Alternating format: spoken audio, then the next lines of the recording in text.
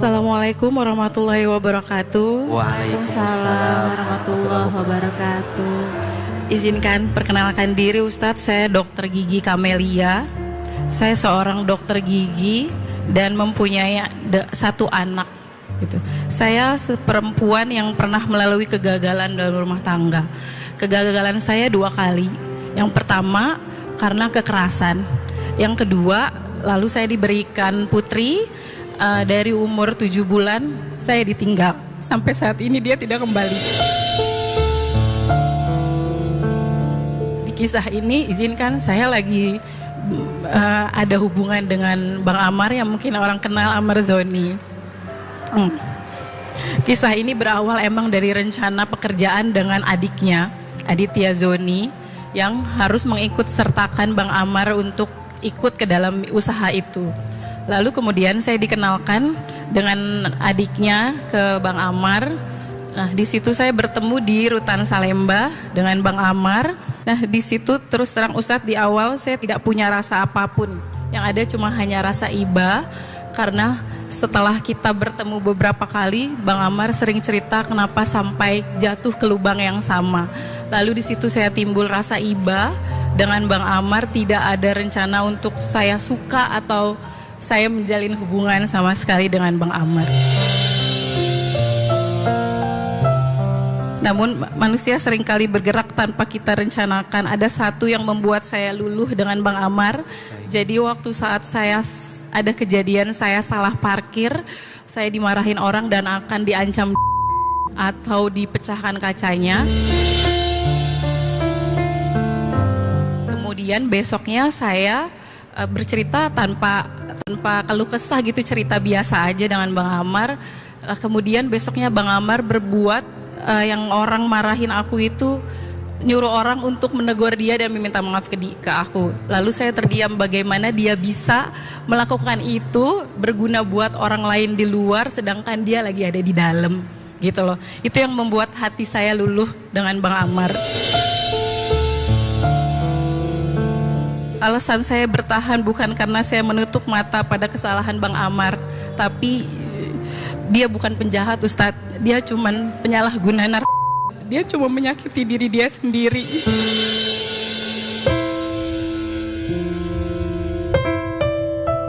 Saya melihat dia secara laki-laki yang bertanggung jawab gitu. Dia cuman salah di penyalahgunaan dan lingkungan. Dia harus dipindahin dari lingkungan yang menurut saya salah gitu loh. Dia cuma butuh support, dia nggak pantas dihakimin gitu loh Ustaz. Dia cuma butuh support, butuh kasih sayang dari orang-orang terdekatnya dia. Karena Bang Amar itu ditinggal dari ibunya dari umur 10 tahun gitu. Jadi awalnya emang saya merasa iba dengan keluarganya Bang Amar, adik-adiknya juga udah kayak adik saya sendiri gitu. Jadi di situ Allah kasih saya perasaan ke Bang Amar yang lebih gitu. Baik, izin dokter.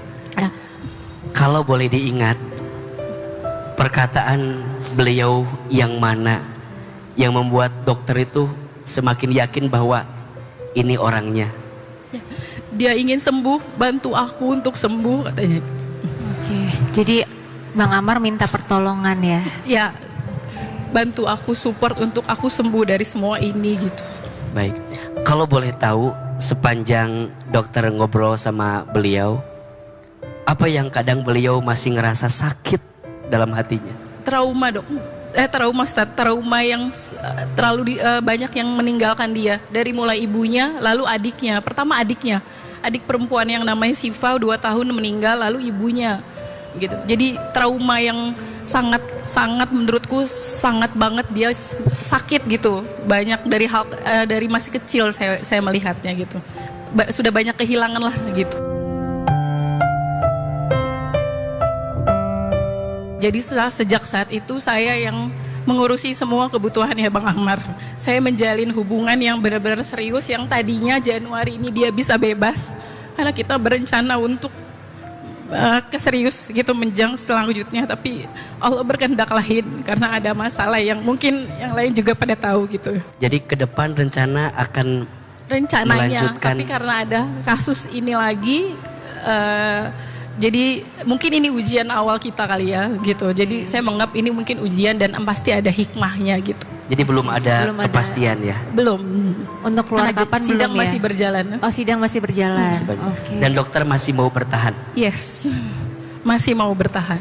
Maaf, dari keluarganya dokter sendiri, apakah sudah mengetahui semuanya? Oh sudah pastinya ya? udah. Cuman kalau untuk adik-adik mungkin karena melihat saya berdiri di atas kaki saya sendiri gitu ya dari awal gitu. Jadi mereka tidak banyak komentar. Tapi kalau orang tua alhamdulillah support Ustadz.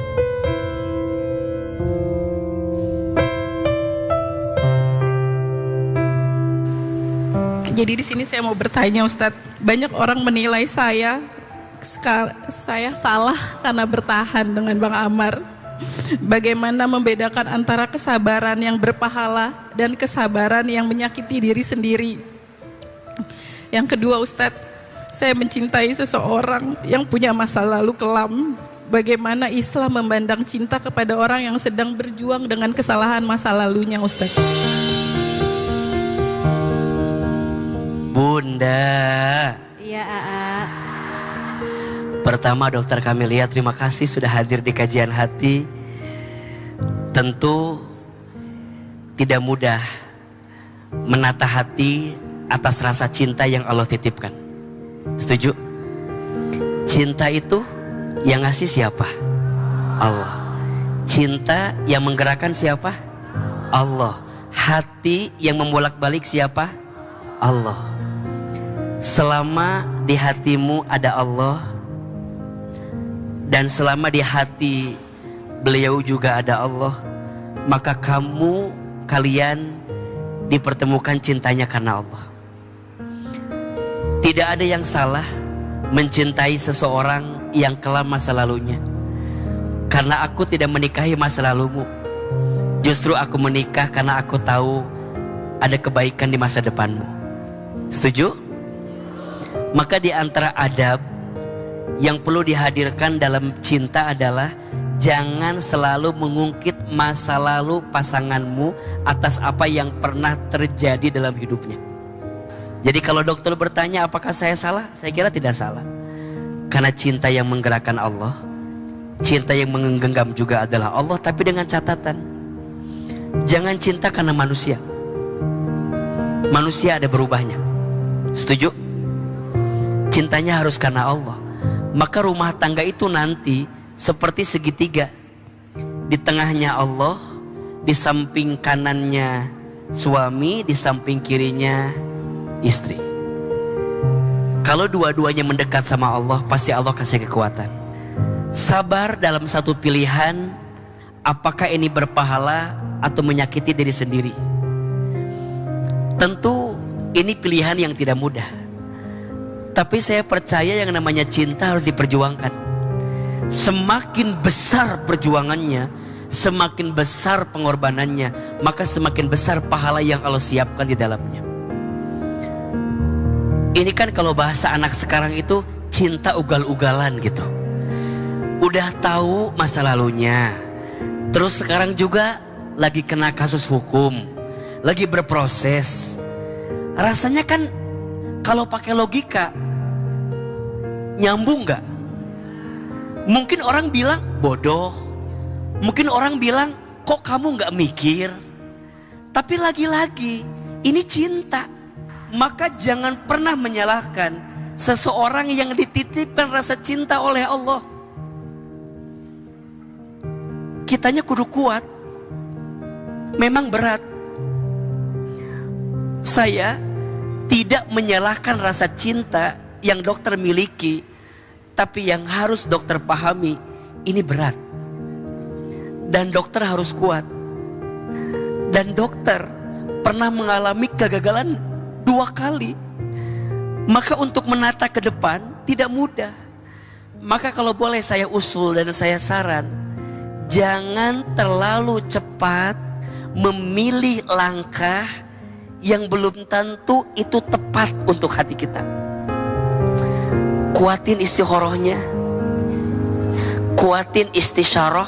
Istisyarah itu minta pendapat dari orang terdekat. dari orang tua, dari guru, agar pandangannya bisa lebih luas, sehingga kita bisa menyimpulkan nanti jawabannya seperti apa. Dan nanti istifta, tanya hatimu, kira-kira ini tepat atau tidak. Jangan sampai hatimu yang tulus tapi tidak dibalas dengan hati orang yang serius. Tapi lagi-lagi hatimu juga butuh bahagia dong. Jangan memaksakan sesuatu yang khawatirnya mengantarkan sesuatu yang tidak baik untuk hatimu. Mudah-mudahan beliau yang sedang menjalani sekolah hari ini, beliau yang sedang menjalani pembelajaran hidup hari ini, bisa mendapatkan hikmah. Dan ingat, orang baik itu bukan orang yang tidak pernah punya salah, tapi orang baik adalah orang yang segera memperbaiki kesalahannya setelah dia pernah terjatuh dari kesalahan. Jika jalannya mudah, dilancarkan, semoga kelak rumah tangganya sakinah, mawaddah, warohmah. Amin. Tapi jika dirasa menurut Allah bukan ini jalannya, lapangkan hatimu. Bang Amar juga lapangkan. Percayalah, tidak ada kebaikan yang sia-sia. Pada akhirnya kebaikan itu akan bermuara pada kebahagiaan yang lainnya, insya Allah. Mungkin orang banyak nggak tahu, saya cukup lama menyendiri, 5 tahun saya menyendiri gitu. Susah membuka hati, cuma Bang Amar ya yang bisa membuka hatiku untuk oh ya yuk gitu, yuk jalanin sama-sama, perbaiki yuk sama-sama gitu.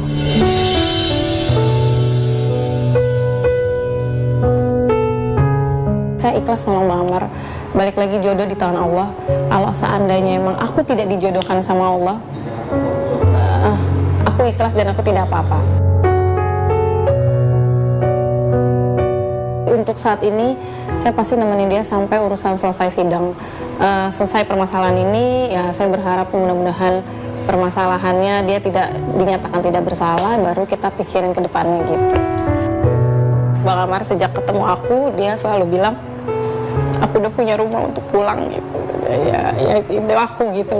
Jadi aku hidupku lebih berwarna semenjak ada kamu gitu. Aku punya tujuan hidup gitu.